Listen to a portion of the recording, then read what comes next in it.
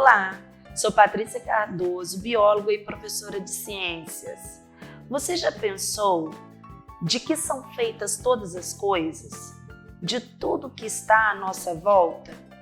Então, a química vem nos dizer sobre tudo isso.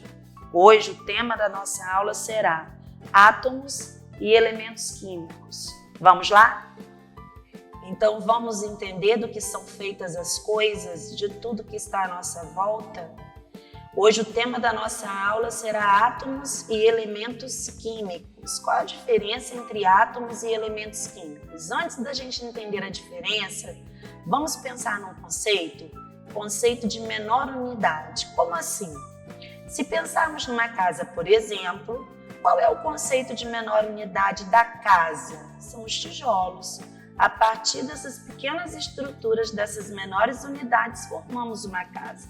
Da mesma forma, se pensarmos na formação de palavras, entendemos que as menores unidades formadoras de uma palavra são as letras. É a mesma coisa quando pensamos em átomo e elemento químico. O átomo é a menor unidade, é a menor partícula, é a menor estrutura da matéria. Se pudéssemos observar um átomo a olho nu, nós veríamos as partes que formam essa menor partícula. Essas partes são o núcleo, que está representado aqui em cinza, que tem partículas positivas chamadas de prótons, partículas neutras chamadas de nêutrons, e a eletrosfera, que está em volta, formada por elétrons de partícula negativa. Mas o que nos importa hoje não é o elétron, não é o nêutron, e sim os prótons. Por quê? Porque o elemento químico ele é formado por átomos que têm o mesmo número de prótons.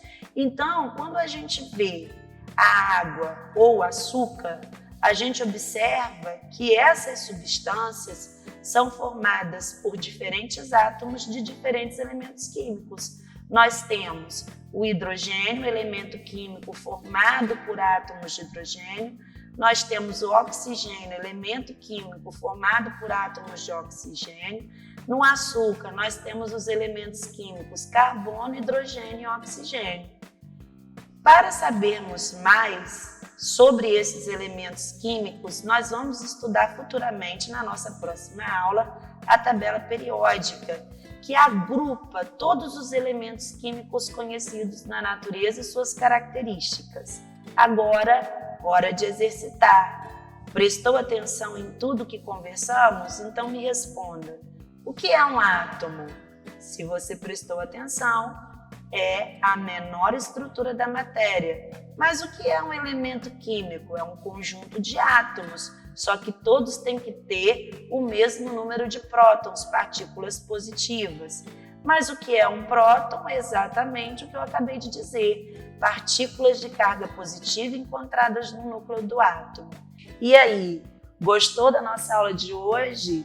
Então te espero na próxima. Tchau!